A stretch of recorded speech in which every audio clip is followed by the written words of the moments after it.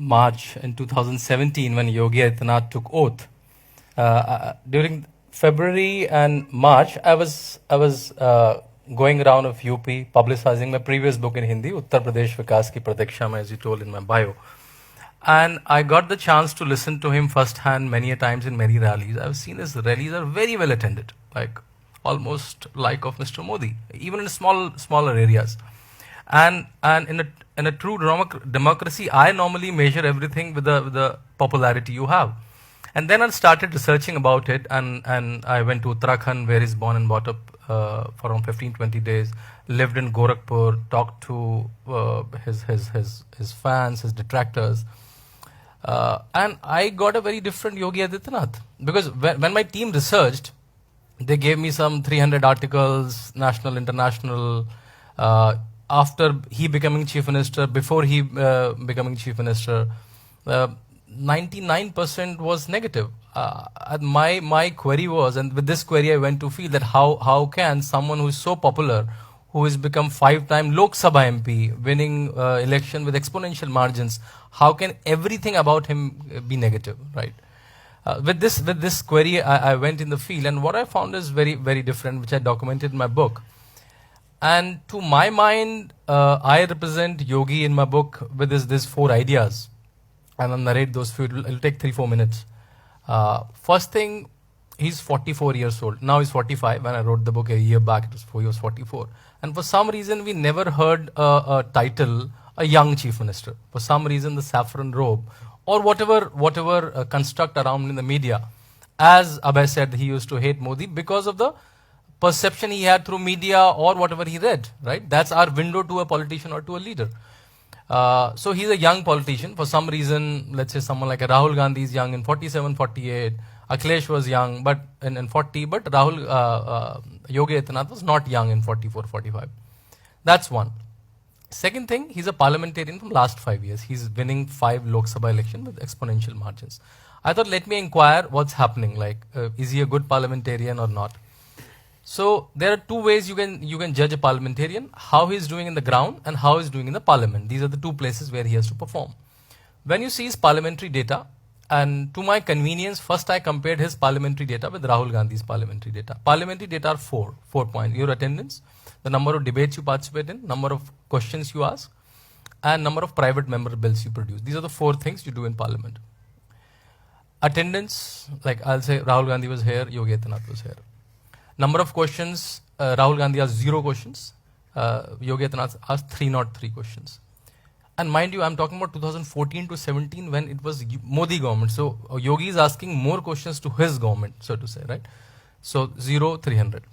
Rahul Gandhi participated in some 8 discussions. I may be number wise here and there, and he participated in some 53 debates.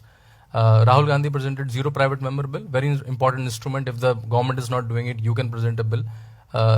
Yogi Adityanath presented 3 private member bills.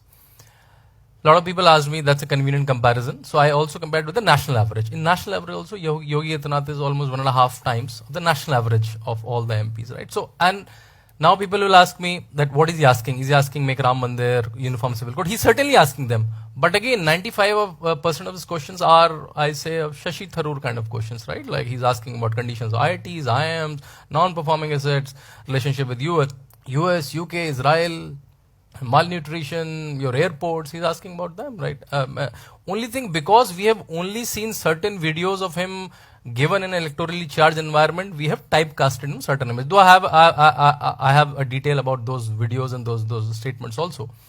But at least he's a very nuanced parliamentarian. He's doing this from when he was 26 and now when he's 44. So 19 in his parliament, he's rigorously doing it. And because of him, a lot of things have come to Gorakhpur. AIMS is coming to Gorakhpur, new fertilizer factory started in Gorakhpur.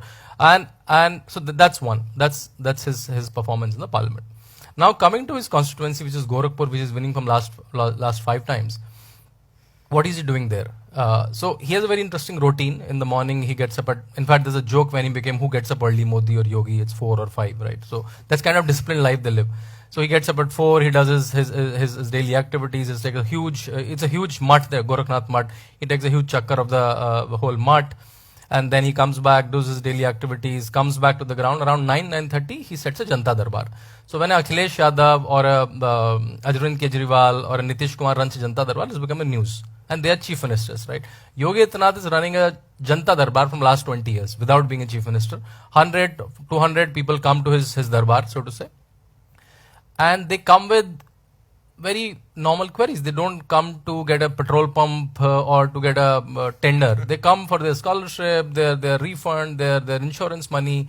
And that office works like a CM office. Letters, phones to DMs, phones to CDOs, and things are getting sorted there. And there visually you can see a lot of Muslims coming there.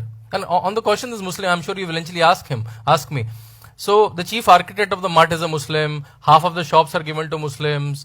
The dean of one of his colleges is Muslim. So I think because people have just painted based on some interviews he must have given or some speeches, they painted up the Muslims in Gorakhpur love him.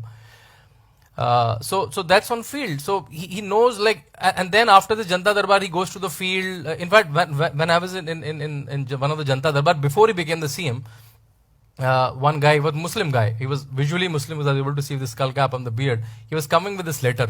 So if I say this in Hindi, it'll be far more impactful. I'll translate. तो I asked him कि क्या है ये, तो he said ये बाबा की जादुई चिट्ठी है, चाहे नेताजी की सरकार हो या बहन जी की सरकार हो, डीएम काम करेगा ही करेगा. So this is a very UP coded terms. I'll tell you what does it mean. Baba means Yogi Adityanath, it's called Baba. Netaji means Mulayam Singh Yadav. Behenji means Mayawati. And DM means district collector. So he said it's a magical letter from Yogi Adityanath. Even if it's a Mulayam government or even it's a Mayawati government, this letter will force the DM to act. So that's kind of clout he has because of his work in the field. Last thing, people blamed him that he's a yogi, he just know puja. Like, can he manage a state like Uttar Pradesh?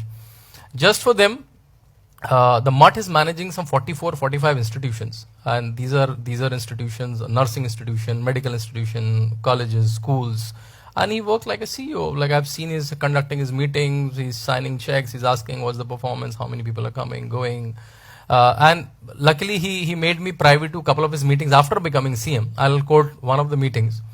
It's not so confidential, so I can quote. I didn't quote that in my book though. So all the ministers were sitting, all the bureaucrats were sitting after he became the chief minister, and I think one of the ministers asked that UP should have more airports. UP have hardly had 4 functioning airports, such a large state. It's the 6th most populous country in the world, if it were to be a country. So someone asked that we should have more airports. And for the next 5-6 minutes, Yogi Adityanath spoke on airports. Like what kind of tarmac, what Boeing, and what kind of signals, and everybody was like we thought like he knows only puja. But people have not realized that he's in parliament from last 20 years. He's asking various kind of questions. He have represented government of India in various countries. So he's a very smart politician. For some reason, as he said, we have a typical image of someone, that someone who vouches for a Hindu cause or for a cultural cause, for an Indian cause, has to be stupid. That image we have created, which I've tried to put a counter view in my book.